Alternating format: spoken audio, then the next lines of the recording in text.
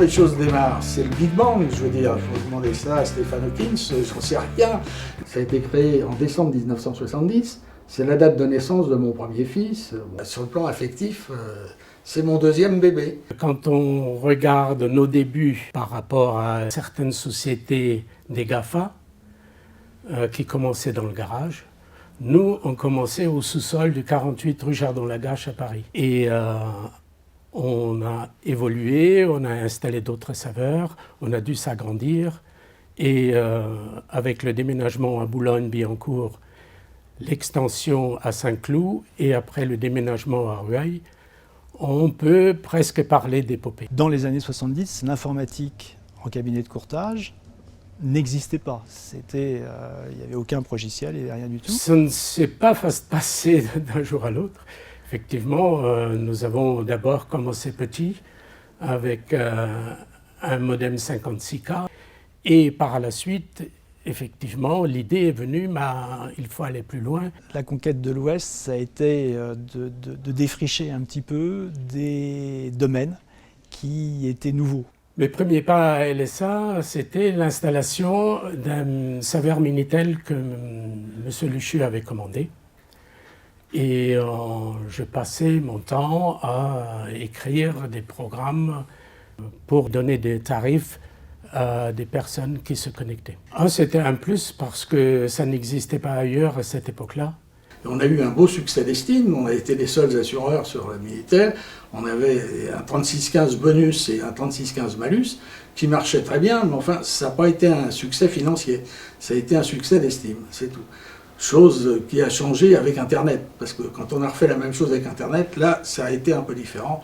Le succès était total et financier et d'estime. On a remis sur Internet ce qu'on avait pu commencer à faire sur Minitel, avec des sites grand public, et notamment un site qui a connu ensuite une vie propre qui s'appelait Assureland, et qui effectivement est devenu un comparateur d'assurance. Le comparateur rendait vraiment un service aux particuliers, parce qu'au lieu de téléphoner à 3-4 cabinets ou assureurs, il avait en une fois la proposition de ces tarifs-là. Il y a un moment donné où il n'était pas question de souscrire en ligne un contrat d'assurance.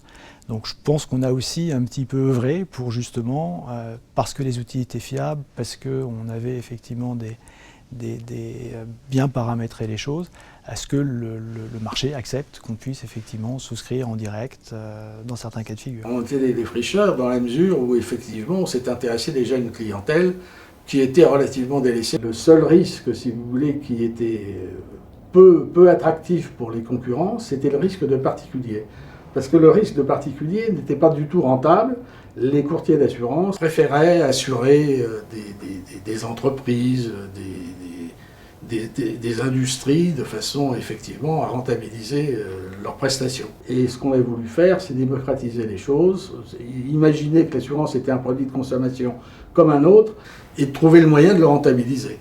LSA est très fort en fait sur tout ce qui est digital, donc avec des parcours clients simples et intuitifs. On a sûrement été les premiers à créer la possibilité de souscrire un contrat en ligne en moins de 24 heures. Gérer les clients à distance, c'est pas la même chose que les gérer en face à face.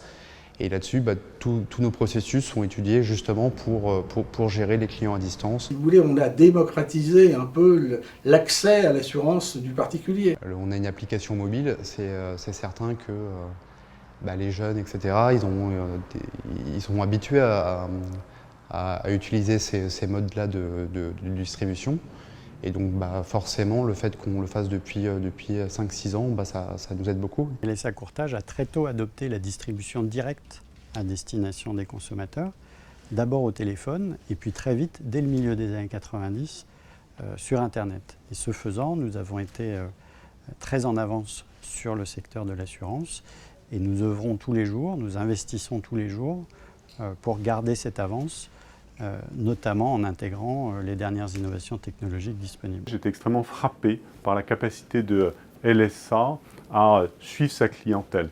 Mais tout d'abord à prospecter, à recruter et ensuite à suivre sa clientèle avec un monitoring des outils digitaux, des outils web extrêmement précis. On développe des partenariats avec Blablacar par exemple, avec Uber. Et donc ça, c'est des nouveaux usages, c'est une nouvelle typologie de clients à qui il faut proposer des solutions et là-dessus on est en pointe. Moi j'ai vraiment le sentiment de travailler avec une InsurTech quand je travaille avec LSA. Je trouve que ça résume bien en fait ce qu'est en train de vivre le monde de l'assurance avec une transformation profonde et la digitalisation qui nous oblige tous à revoir nos modes de distribution.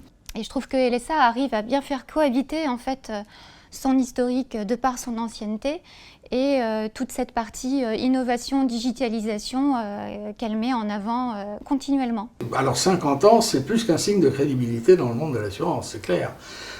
Bon, il n'y a sûrement pas beaucoup de sociétés de courtage qui peuvent se prévaloir d'avoir 50 ans d'ancienneté et un chiffre d'affaires comme celui des LSA. Il y en a qui ont fait beaucoup mieux, mais en 7 ou 8 générations. LSA a quand même atteint une taille que peu d'entités créées en même temps qu'elle ont atteinte.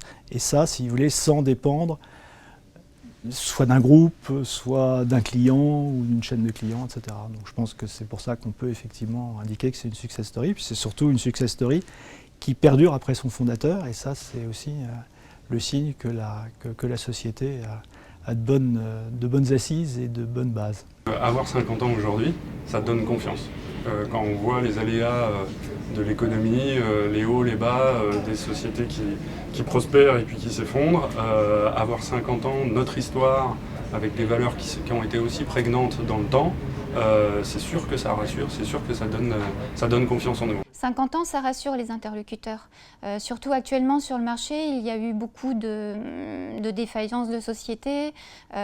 Bon, l'assurance, c'est réglementaire, on a besoin de sécurité.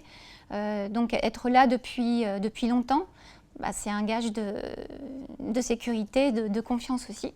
Vous assurez un risque moyennant une prime. Le fait que le distributeur lui-même soit stable est un gage de solidité.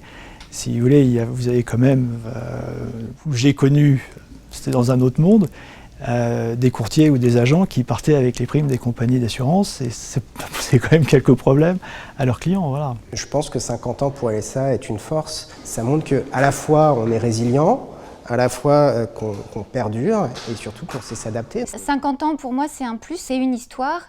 On est parti d'un point pour arriver à un autre et donc c'est une expérience, un partage, un savoir-faire. Des gens qui ont vécu, qui sont restés, qui sont partis, tout ça c'est une richesse.